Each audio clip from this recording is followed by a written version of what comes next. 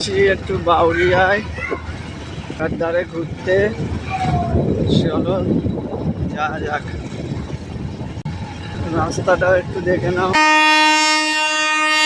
ভালো একদম চলছে বাবু না অন্য।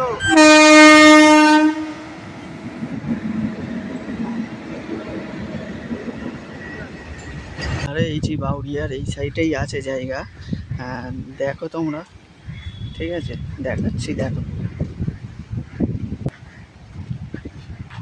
চলে এসেছি। এইখান থেকে পুরো পরিষ্কার এই যে বিল্ডিংটা আছে এটাও দেখা যায় বাটার বিল্ডিং।